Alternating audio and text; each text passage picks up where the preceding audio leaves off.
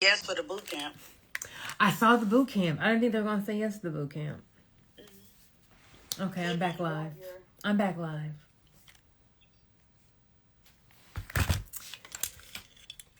Okay, I'm back. I told you my lives are bootleg. For some reason, they just cut off when they want to cut off. So, because my live got cut off, that means that I don't have all of the questions. So if you had a question in the caption that I missed, go ahead and put it back. What question was I even answering? Was I answering the tax question? See, the live ending just threw me off. And now my ADHD is just in full effect. I thought I was answering about the taxes. Oh, which entity should you pay yourself and others out of payroll? See, you can pay your people out. Well, you're going to pay your employees out of whatever entity that they are working for. Now, where you get your money, you can get your money from either the entity or you can get it from the parent company. Okay, so for me personally, I like to keep everything as simple as possible. Okay, so I get paid out of my separate entities. I just consider tax returns, payroll taxes, all that stuff as like a business expense because I just do it like that. But I know people are always asking me about the management fee and so if you want to do all this, you can. You would make your parent company the S corp, and then you would have to move the money up to the parent company. So these entities at the end of the year would have like a zeroed out or like a no profit on their tax return. If you're wanting to funnel the money up to the parent company and do everything through there, you can. Or you can just keep everything at the entity level. That way, if you're trying to apply for business grants, financing, whatever, each entity can kind of stand on its own. Okay.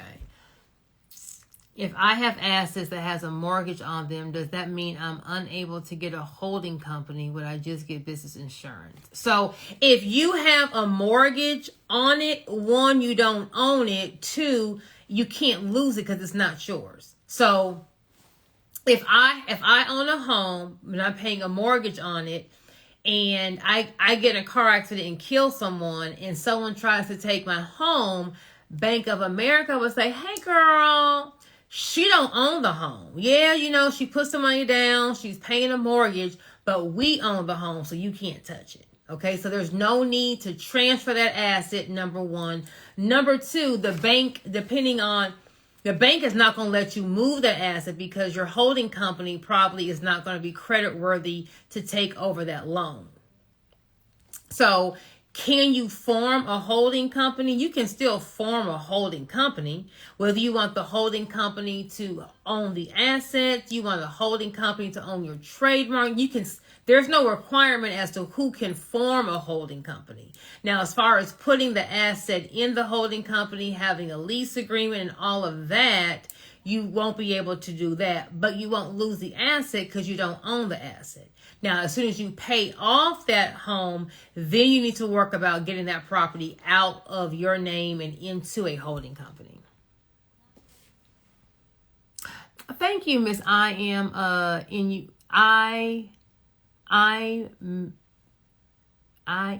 you look. Last question was about the lady in Florida. Thank you. I would say do whatever you feel is best for you. It doesn't have to be in Wyoming. It can be in the same state that you are so that you can kind of run everything effectively. If you don't want someone knowing that you own it, then yes, you can file it in Wyoming.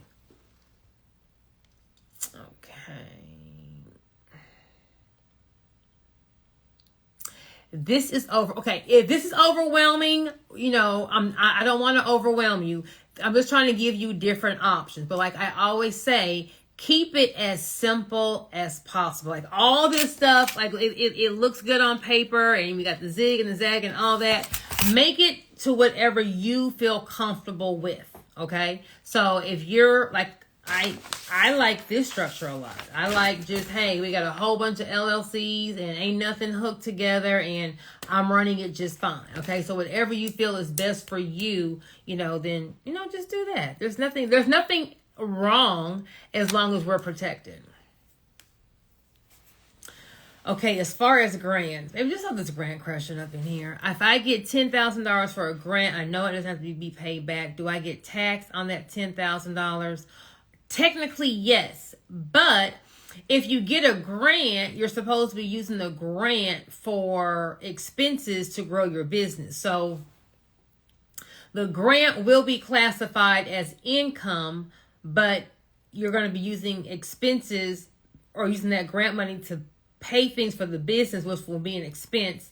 So you're basically going to be expensing that money out. So it's income. We're going to deduct the expenses. So if you spend all $10,000 on business expenses, it basically wipes it out. So you won't be paying a tax on it. Okay, I did save my my first live that broke down the holding company and all of that. It just ended quickly, so I want to answer everyone's question that had a question. Hold on. So if I purchase a vehicle under my LLC, are you suggesting that once I pay the vehicle off? Yes, that's exactly what I'm saying. If you purchase a vehicle on your business credit, great. The second you pay it off, you need to move that vehicle to a holding company. For this reason, if your business owns assets and you're doing business and your business gets sued, you're going to lose the asset. Okay, so once you pay that vehicle off, once you pay that home off, you want to move it to that holding company. If you're applying for a trademark, if you're applying for a patent, you want to have that be held or owned by your holding company. If you have questions about what you need to do, how you need to do it, just book a business structure call so I can kind of see what you have going on now, what you plan on doing, so I can kind of tell you, what your options are as far as the best way to structure all of that, okay? Which business structure is best for a bank to look at and give you a loan? Okay. If you want to go touch some money, you want to walk into a bank and get money. Money is going to be based strictly on the business revenue. If you don't have any business revenue, no one is going to give you a loan. Unless you personally are credit worthy and you're going to be a personal guarantor on the loan. If you are not trying to be the personal guarantor of the loan, you can have 15 LLCs and 20 S Corps. You're not going to get money. You can get business credit. You can get you can get a store credit card. You can get a gas credit card. You can either get you a Capital One, a Chase, American Express. If you want to touch money out the bank, it is going to be based off of business revenue. A minimum $10,000 a month, no negative daily balances for the last 4 months. They're going to pull 3 months of your bank statements. They're going to give you an app to log into your bank. So don't think about, having your homegirl make up the bank statement. That's the only way to walk into a bank to get money if you're not tying your social to it. Business revenue. Business to holding to trust. You can have the trust on your holding company. Okay, so if you want to see my whole little spew on the holding companies, check my live that I already posted. I've been applying for grants and haven't gotten approved. Just wanted to know why I can't get approved. You probably are either not asking for, you probably are not wording your business in the proper light to kind of showcase the great things about your business and how you're different from the competition. Or you may be asking for the wrong thing. I would say, Miss Sheree Cupton, book my grant call so I can kind of see what you're asking for. And I can tell you, based on what your business is doing, what you should be asking for. If you have questions about setting up your holding company, how your business structure should be, you can book a business structure call with me. And if you want to know about the whole holding company, all that, check my live that just went out. And then everyone have a great night. And I will, of course, see you at the bank.